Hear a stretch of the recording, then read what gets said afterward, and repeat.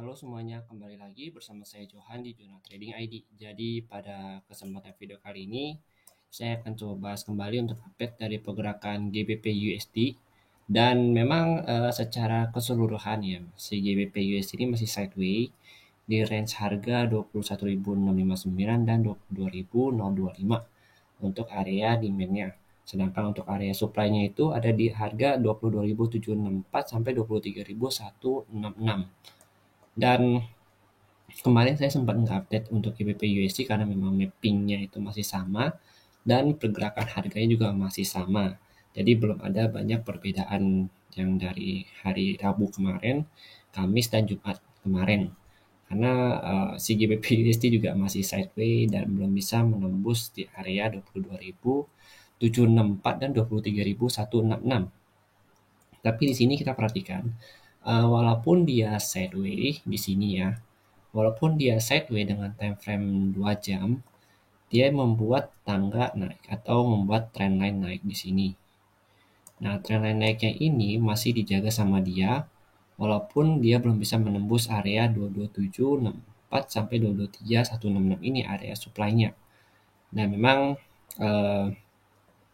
kalau saya perhatikan ini masih trendless atau belum ada trennya sama sekali untuk di time frame 2 jam. Tapi kalau untuk yang daily-nya atau untuk big view-nya, secara untuk big view itu dia masih downtrend ya, atau primary trend-nya itu masih turun. Jadi yang sideways itu ada di sini. Jadi udah sekitar mulai dari tanggal 20 Juni sampai 24 Juni kemarin hari Jumat itu dia masih sideways sama sekali. Jadi belum ada pergerakan yang cukup signifikan. Untuk dia nembus atau untuk dia melanjut naik itu dia minimal harus bisa nembus ke harga 24.000 ini. Jadi dia harus break out di atas 24.000 baru dia bisa lanjut untuk naik lagi ke atas. Dan untuk ke bawah ini minimal dia harus break out dari 19.333 baru dia bisa lanjut untuk membuat lower low yang baru.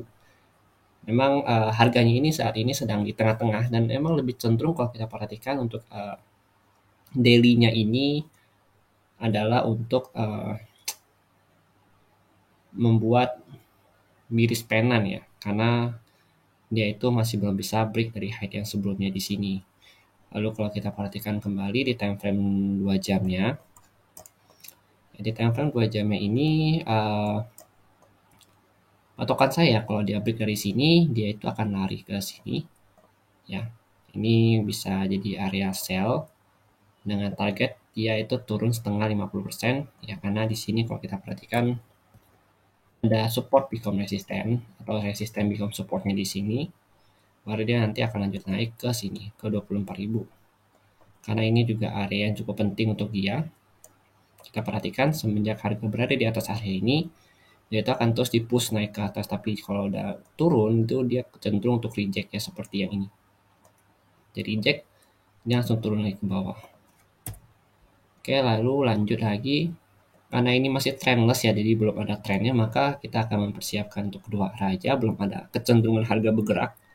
Dan kalau saya perhatikan memang dia itu ada sedikit mirip dengan Euro USD dan pergerakannya itu tidak berkorelasi dengan DXY. Jadi kalau misalkan patokan kita si DXY ini lanjut turun, maka si GBP USD ini berpotensi atau berpeluang lebih besar untuk break dari area supply-nya yang di sini.